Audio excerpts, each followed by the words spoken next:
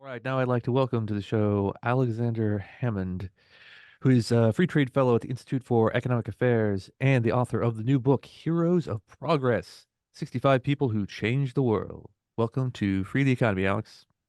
Thank you for having me, Richard. So I always ask authors why they wrote their books, and I think the introduction to the book itself sort of alludes to this a little bit. And when I was reading, I couldn't help but thinking of the Book of Sirach, the ancient religious text that includes that famous phrase, "Let us now praise famous men." And besides the fact that now, of course, we would include famous women as well, I feel like there's the impression that in the book that to a great extent we no longer engage in sort of the celebration of heroes and high achievers, like previous generations did. What do you think that is?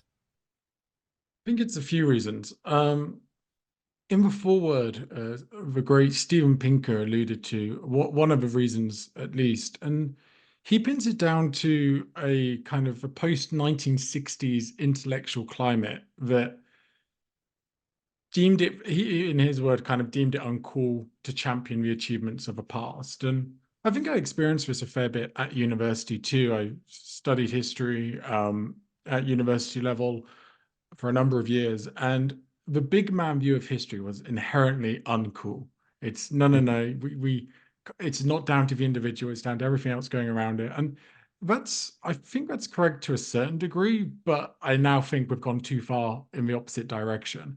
But then there's also the media climate as well. You do get more clicks when you post negative stories, and news by definition is geared towards negativity. There's not ever going to be someone standing in a field saying a forest fire hasn't broken out today, or Mhm. in whatever desert saying there's not been a war today. So those are a couple of reasons, but I just think it's fairly uncool, and I don't. I don't know if it's a bit of nostalgia when I say I don't think it's been a thing of the past, because I'm always a bit skeptical of romanticizing the past. Um, but yeah, I think those are the main two. Well, yeah, 'cause I mean, you can definitely see that the sort of celebration of individual achievement of great, genius or ability very much was more popular in previous generations. You can you can see that even in, not just in the books that were published, 100 to 200 years ago, but even in architecture on buildings, you'll sometimes see the names of famous people literally carved into the stone. Or, if you go to the main reading room at the Library of Congress here in Washington, D.C., it's a very big, grand, beautiful building. And there will be the names of famous writers and um, famous inventors stenciled up there on the wall, to sort of, inspire the current generation, remember great things that went before. So that kind of previous impulse to let's celebrate these great people from the past Yeah, and there's a for us. few recent, Mhm. sorry, there's a few recent examples as well. Even in the 1950s, when Jonas Salk and his team, or someone else who announced it, but the team announced that they had got the polio vaccine and it was safe and they've proved it. There was they offered him a huge parade down New York, in New York City, and he did decline it. But they still were huge celebrations across America, especially across America at the time. When Cobden finished his free trade campaign, I'm not necessarily agreeing with this as a classical liberal libertarian, but the government celebrated him in huge amounts and gave him funds to make sure that he wouldn't live the end of his days in poverty. So I agree with you. And when it comes to picking these people, so it's 65 people out of everyone who's ever lived in the history of the world. And so in the introduction, you go into a fair amount of detail about how you made these selections, and of course, you can't pick everyone. You can't pick everyone that's great. And you also can't necessarily, or you didn't exclude people just because they also did something else which was not great. Um, so there's people in here who owned slaves. There's people here who did all sorts of other negative things that we would not celebrate them for. Um, Talk for a second about how you kind of finesse that idea that we want to celebrate person. And if you put someone on a pedestal like this, like including them in a book like this, I think they are you are kind of putting them on a pedestal. You only want praiseworthy people, but no one's perfect either. So you have to consider that, you know, the ratio of good to bad in someone's career. Yeah, I haven't studied a hero who's praiseworthy in all aspects of their life, fundamentally. The definition I used as a hero of progress is someone whose work has saved or significantly improved the lives of millions of people. Sometimes it's hundreds of millions, sometimes it's billions. Regardless of their field, where they lived, how they liked their coffee, whatever. I didn't care. That's the sole definition I was looking for. But you're completely right. Were committed egregious acts, held really repugnant views, especially for modern sensibilities, or were just generally unpleasant people to be around. A fair number of heroes of progress I would not like to have dinner with. They weren't the most pleasant of people. To give you an example of a couple of people who made the book but really committed awful acts were Fritz Haber and Karl Bosch, both Germans in the earlier 20th century. And one was a scientist, one was an engineer. And together they created the Haber-Bosch process. Now, this process converts nitrogen from the air into ammonia, which can then be used as fertilizer. And this was at the time where there was a huge potential global famine on the horizon. Guano, which is bird poop deposits, were running out. And this saved hundreds of millions of lives back at a time when the global population was a quarter, if not a fifth, of what it is today. And yet, Haber went on to produce chlorine gas, which was used effectively in World War One first and in World War Two, killed tens of thousands, maybe hundreds of thousands of people. Karl Bosch, his collaborator in creating this process, went on to create nitric acid that went into saltpeter explosives, and his company got pretty rich off Nazi government contracts. And not all examples are that shocking and devastating on human lives. Others were just generally unpleasant people. There has been a fair amount of research on the link between disagreeableness and innovation. I'm not a psychologist or an expert in that field, but there seems to be a decent link, and we can see that in quite a few of the heroes. Maurice Hilleman's a good example. He's an American medical scientist who's said to have saved most influential medical scientist of the 20th century. He created 40 vaccines. He created 8 of the 14 recommended on current schedules, and yet according to a former mentee, his lab was operated like a military unit. He had a row of, they were later found out to be fake, but a row of shrunken heads on his desk to represent all the employees he had fired and gotten rid of. He refused to take classes from his employers that aimed to make aimed to make middle managers more civil.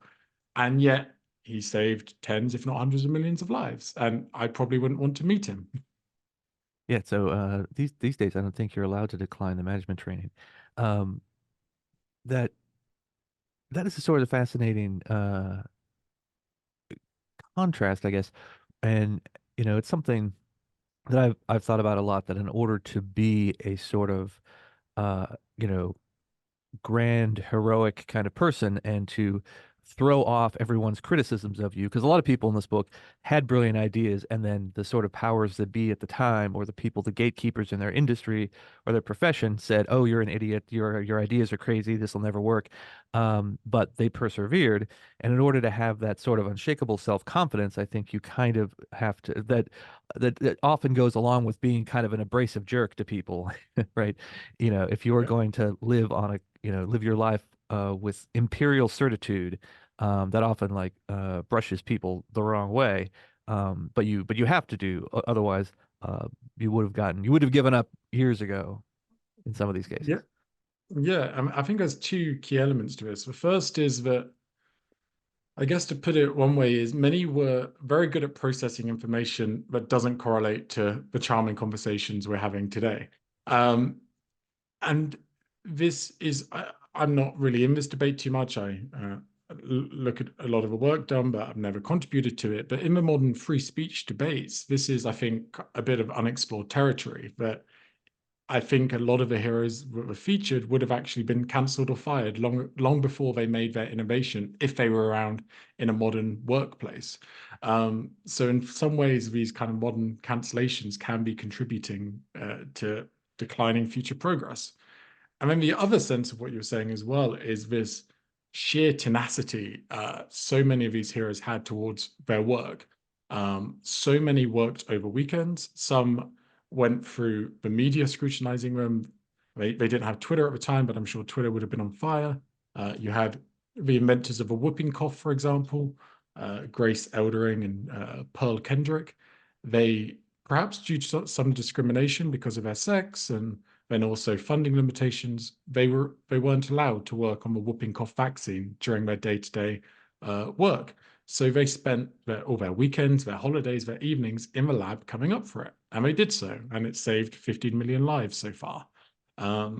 When Louis Pasteur, who's probably one of the slightly more well-known people in the book, as many are pretty unknown. We've got a few fairly well-known, but mostly unsung. But when Louis Pasteur argued that life doesn't spontaneously appear from non-living matter, people thought he was absolutely crazy. And yet today, pasteurization, the germ theory of disease, revolutionized the medical industry and has saved hundreds, if not billions of lives. And same with the inventor of X-rays, William Röntgen. He said, when he said to people that he could take photos of the insides of bodies 120 so years ago, people called him absolutely crazy. And yet today, X-rays are, most people listening have probably benefited from them at some point in their lives. So completely tenacious, often extremely disagreeable, but not always extremely disagreeable. And yeah, that's some of the elements that make a hero of progress. And so you mentioned how some of these people might be looked at in today's environment, but I kind of want to think about people who were very early on, people who might have been innovators in their own way thousands of years ago. 'Cause you have a lot of impressive creators and innovators in the book, but I noticed it only starts really with Johann Gutenberg, who was born around 1400 or so. And I assume that's not because there were no heroes of progress before the late Middle Ages, but that it's maybe harder to ascribe personal responsibility and agency for things that were invented thousands of years ago.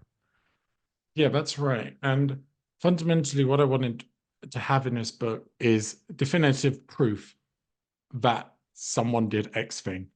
There's a lot of examples from 1,000, 2,000 years ago that claimed X person made X thing. But unless there is hardcore evidence available today, they have not been included. So that's why I think the most recent one was 15th century. Um, and maybe some more evidence will come out for more historical innovations. But until that happens, I think I'll keep it as it is.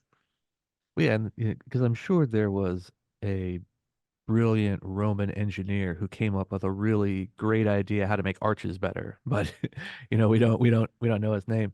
Um, but it kind of reminds me when I occasionally write things that are published by the Foundation for Economic Education, fee, and they've got lots of outside contributors who have written things for them over the years. Yeah. They recently did a website redesign, and so they redesigned the contributor pages, and they asked everyone had been a contributor to answer this little 4 or 5 question quiz to sort of get to know you better. And one of the questions that I was thinking about while I was reading the book was, who are your heroes, or who are your like historic heroes?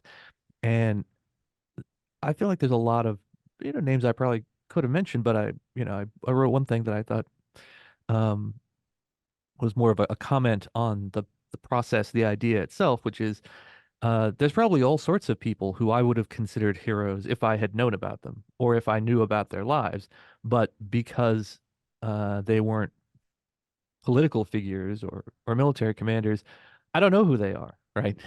They Yeah. probably there's probably millions of people who lived very exemplary saint-like lives or invented amazing, spectacular things far in the past.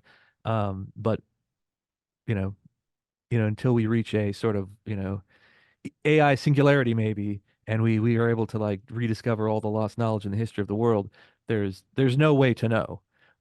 So I feel like in any list of great people, great heroes, we shouldn't, set a few empty chairs at the table just to acknowledge there's all the people that probably would have been great. We just don't know who they were. Absolutely. And there's also, when writing a book, there's also some discretion I had to take, because as we know, innovation is usually quite incremental. It's usually very collective, part of a network of information built on centuries of knowledge, um, and often requires a lot of people. So some really key innovations like the automobile weren't included because it's not actually, you can't really pin who invented the car on one person. You can pin it to maybe, if you've got a comprehensive list, a couple of dozen. Sorry, quite a narrow list, a couple of dozen, but same with the aeroplane. So a lot of not a lot, but quite a few modern innovations that you might think should be in the book perhaps aren't, because I simply can't write a biography about the potentially thousands of people involved in creating Wi-Fi, for example. So many people have played a role in innovation over the years. And I had to just choose who played the clearest and most important role in directly creating that innovation. And most chapters are one people, some are two, and one is three. And that is it. I couldn't really go beyond three. So that's how it's gone. But that said, I think this book provides quite a diverse sample of people you can really pin key innovations on. There are some more that I've got now a Microsoft Word document that when people send me ideas for potentially future ones, I'm putting them in there. And since I finished the book, so I finished the book probably about 10 months ago and it was published last month.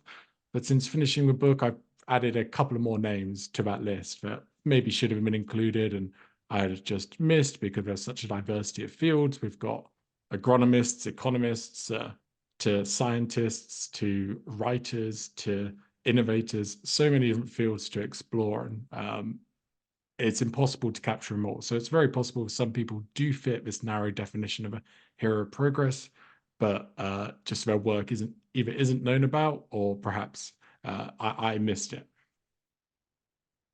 Well, yeah, I mean, I'm sure you're going to get some angry letters from people in Ohio and North Carolina for not giving Orville and Wilbur Wright the the sole credit for creating the heavier than aircraft. Um, you know, in addition to these sort of impressive accomplishments of individuals, um, you also make a point of emphasizing that sort of individual brilliance is often a necessary but not sufficient condition for these big advances in society to occur, the kind that, save hundreds of millions of lives. Um, that we also generally see or generally need freedom and an open society, surrounding that person. And I really was thinking of this, especially towards the very end of the book, when two of the most recent individuals you profiled, 20th century people, and I think living in the 21st century, Yuan Longping and Tu Youyou, both from the People's Republic of China. I guess they were born before it became the People's Republic of China, but they're both Chinese, and they had to contend in their career with Mao Zedong's Cultural Revolution, which, among other things, was famously hostile to many professors and intellectuals and researchers. Um, do you think there would be more Chinese people in the book if China, for example, had developed a classical liberal government in the 20th century as opposed to a communist one? Yes. um, so there's a huge link between freedom and the heroes profiled. Completely not deliberate. As I said, I went into this book with my strict definition. I don't care on the field, saved or improved millions of lives. And yet, what we found is the number of heroes significantly increased over the centuries. We had a couple from the fourth, no, one from the 14th, one from the 15th, one from the 16th, one from the 17th, and then from the 18th century onwards, it just skyrockets up. And completely unintentionally as well, so does the diversity of heroes. Um, I laid the book out chronologically, and as time goes on, the diversity of the heroes, as freedom grows, becomes it significantly expands. However, there, as you alluded to, there are some heroes who did not come from a free society. And heroes not from a free society did one of two things. The first one was migrate, immigrate. Some of the heroes traveled relentlessly to seek new networks, freedoms, educations that just wasn't available in their home country. One like Erasmus, who was one of the first first modern champion of peace and tolerance, he moved countries about 6 or 7 times in the 15th century because he kept getting penalized in his home in the country he was living, had to travel somewhere else to see if they'd tolerate, ironically, tolerate his work. Um, Admittedly, migration did decline a bit as the heroes, as we've got closer to modern day, perhaps because more free societies exist, so that people don't have to travel. If you're living in the United States 40 years ago and there's a decent amount of freedom for you, maybe you don't need to travel abroad to find more freedom, right? And the other thing heroes from non-free societies did in every case, apart from migration, was get special government permissions. Every single case. With uh, Yan Longping, who you mentioned from China, he created hybrid rice, which saved hundreds of millions of people from famine. I think about 100 million people still rely on his grain every year. And he was actually initially targeted during the Cultural Revolution. The local government had a spot reserved for him in the local prison. They put his name on the cell and everything. And yet, fortunately, a local party, sorry, not a local, a party, a very high up party official from another province had read an article from him and wrote a letter. He was in such a position of authority, he could write a letter to give Yang Longping special permission to keep doing his work. And while that was, of course, amazing for Longping, you can just imagine, even to this day, the hundreds of millions, billions who weren't able to get this special freedom and weren't able to pursue any innovation or really test their idea in the marketplace. So I think freedom is freedom is one aspect, the human mind is another, and then also there is a degree of belief and having the skills available to pursue what you deem meaningful is absolutely crucial. And another example of someone getting special permission is Sir John Harrington, who's the inventor of a modern flushable toilet. He was a complete rebel in the courts of the day, really like disrupting things. And yet he mostly got away with it because he was the godson of a queen. And the queen liked to give him a couple of punishments. But yet he could fundamentally have the money, resources to do what he wants. And just finally on that point, it's actually quite interesting is how, as we get closer to modern day through the book, is the diversity in terms of background, financial background of where the heroes Oh come yeah, I from noticed that really myself. increases. From Sir John Harrington, who a wealthy British aristocrat, very close to a royal family, to others like, as we were just saying, Yang Longping, who came from nothing and had no money and yet still managed to change the world thanks to freedom available to them. Yeah, and that's it's amazing how so many people, will never have any idea that their lives have been impacted, have been made better, or in some places made possible by the contributions of a lot of the people in this book.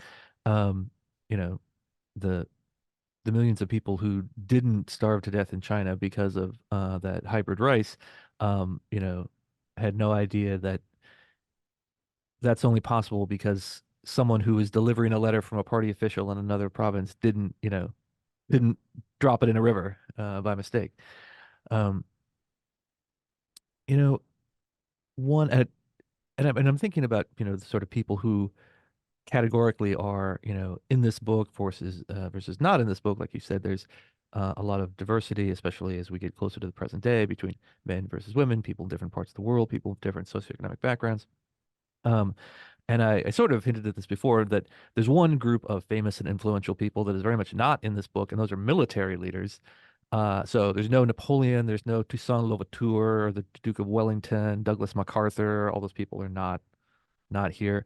Certainly, some of those people would be considered national heroes, cultural heroes, or military heroes. But they're certain. But by this definition, they're not heroes of progress. But when it comes to sort of like the traditional impulse, like we started talking about let us now praise famous men. This is sort of those are the kind of people who came in for all the praise, right? Yeah. In previous centuries. Why no military heroes? Well, I think it's a degree of, in some cases, not all, but in some cases, alternative history, right? You have no idea what will happen if they didn't exist, and trying to figure that out is fun but impossible. I Um, know a lot of novelists who've written a lot of catchy historical alternative history novels in that in that direction. yeah, and I love them, but there's no categorical way to prove if they're correct. Um, and then also, I think there's a degree of the thousands, if not hundreds of thousands, of soldiers under their command, who also did the heavy lifting. So they might have come up with specific strategies and what have you, but fundamentally, a lot of people were involved. But perhaps this is a decent point. Maybe I could have found a few more military leaders. I do have one more modern hero from the Soviet Union who actually prevented all-out nuclear war, Oh and he yes, that's was his name was Vasily Arkhipov, and he was in charge of a flotilla of submarines during the Cuban Missile Crisis. And when he left Moscow in his submarine, he traveled all the way to Cuba. And in that time he was traveling, he had no radio communications. But the US had announced they were going to blockade Cuba. So when the US Navy found his submarine fleet underwater, they started dropping depth charges on him, which are small explosives that encourage submarines to come to the surface. And what's interesting about this is, so on board, you must imagine the oxygen is dropping significantly. The tank controlling that had been damaged. You must also imagine the levels of, so the CO2 was rising. The temperatures were extremely hot. I think some reports were saying upwards of 140 Fahrenheit in some areas of the submarine. The captain of the ship and the political officer both said, "This is nuclear war has started. We need to launch our nuclear torpedo at the USS Randolph." And Vasily Arkhipov, even though he was in charge of the entire flotilla, um, he actually wasn't a captain or political officer on that ship. But because he so happened to be on board that specific ship within that flotilla of submarines, it meant in that instance they needed his permission. Normally they just need the captain and the political officer, but because he was there, they needed his permission. And he refused. He just said, "No, we're not going to do it. We don't know what's happening." Eventually they rose and returned to Moscow, and that's the end of the story. But it wasn't actually until 40 or 50 years later where we as the Western world found out that that submarine had a nuclear torpedo on. The US Navy was completely unaware until a gathering of former soldiers happened in Cuba on, I think it was the 40th anniversary. So I've got, if you can count him as a military commander, I've got him in there, but oh perhaps that's maybe I could have a couple more. You're right. That does that. He is, and he was a. You mentioned that he was an admiral when he retired. So he does count as a military leader, but he's a sort of like military leader in reverse, famous for not initiating violence. Best coming. And you know, one thing that I noticed is that a lot of the especially the more modern scientists and medical researchers, they ended up working in industry or even starting their own businesses and companies. And I wonder what people think about that between doing so-called sort of pure research in sort of a university versus working for a pharmaceutical company. I feel like there's a sort of cultural prejudice that like the university researcher who's not directly making money off of their research is sort of the higher calling, whereas the person who is the vice president at a pharmaceutical company is less praiseworthy. But it doesn't seem like it should make any difference if a million people's lives get saved. No, and to be completely honest, and there have been examples of these innovators coming from industry, coming from universities, and indeed sometimes coming from government programs, unfortunately. Um, as much as I hate to admit it as a classical liberal, there are a couple of examples of that. Um, but a lot of the heroes did actually float between industry and academia in most instances. I mean, I think it fundamentally makes sense to do so, but it honestly didn't matter, and in some cases helped. If they were struggling with university bureaucracy, they seemed to have much more success uh, running a lab at Rand or another similar company than they did in their university. So I haven't done the analysis of how many heroes made their breakthrough in industry, academia, government programs, or just they became an entrepreneur themselves. But perhaps I should. Well, on sort of a similar topic, the very end of the book is a chapter on Bill Gates, and this is where I think this distinction is really obvious here because you've got someone who is famous for founding a big company and making lots of money. And as you point out, in large global GDP, among other things, and obviously satisfied the needs of lots of businesses and individuals. That's how he made his money, right? People were willing to give him money to buy copies of Windows and other Microsoft products. And so he's sort of a big famous person for that reason. But then, of course, he and his wife started a charitable nonprofit foundation, which donated lots of money to things like that are very similar to a lot of other people in this book, which is donating money to medical causes, to stopping malaria, to saving lives, with medical interventions, especially in the places, some of the poorest places in the world. And and so I think a lot of people would say, oh, well, I mean, Bill Gates being successful in business, that's great for him, but that doesn't mean anything for like the rest of the world. It's only the anti-malaria stuff that we care about, right? It's only the Gates Foundation. But I think he deserves credit for the tech innovation as well. Yes. I mean, the tech innovation, Microsoft Windows probably did not save as many lives as the like anti-malaria campaigns funded by the Gates Foundation, Mm. but it seems like there's certainly some value to the business stuff as well.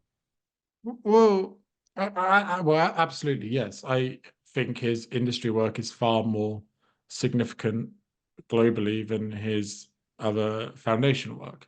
And while I think that the aims of his foundation are noble, especially as I'm now kind of in the foundation sphere. I don't think they've been carried out perhaps the best they could have.